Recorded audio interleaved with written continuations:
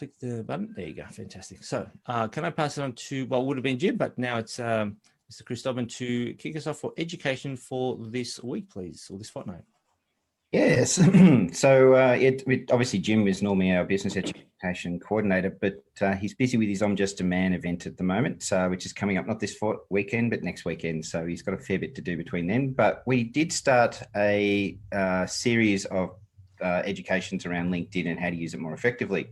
So I've added a further 3 here and a bonus tip this week. So the first one is just talking about adding the background image. A lot of people, when they're setting up their profile, put up their picture and they have their photo, but they forget about the fact the cover photo or a background image that goes behind your photo.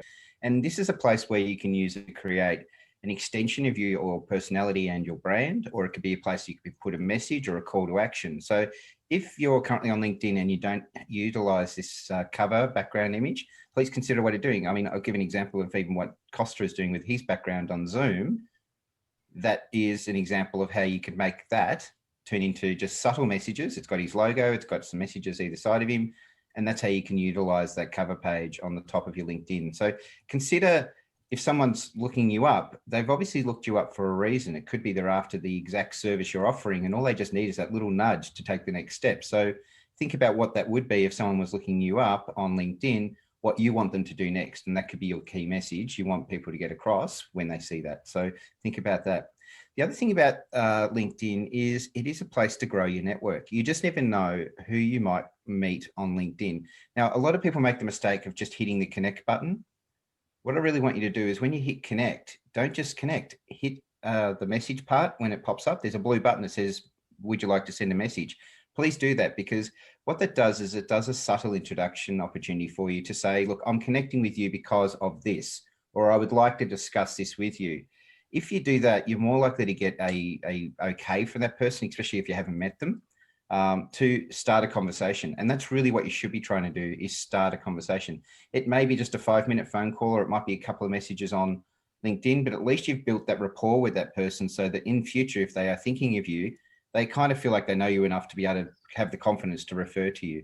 Where a lot of people who spam me basically with, I'd like to connect with you because you're on my network, or I've just seen you, like, it doesn't do a lot for me, because I'm just like, you're either trying to get to my people or you're just trying to connect and bump up your numbers. And it doesn't feel great. Okay. So think about how you can make a positive and meaningful connection with somebody, and you'll find your relationships will be stronger on LinkedIn as you move forward using the platform.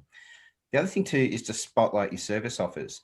If you're not sure what that means, happy to have a chat with you, because there's a little bit more to it than that. But there is a place where you can actually say, this is what I do best, and these are the services I offer. And there's a whole bunch of things. You just check them and they show up. And the reason for doing this is that it helps people try and find you for your services on LinkedIn. And you never know where that may lead, especially if you have a niche. If you've got a particular thing that you do quite well and not many people are using that service offering, you're the one that's going to pop up. So check out that as well as another example of things to do.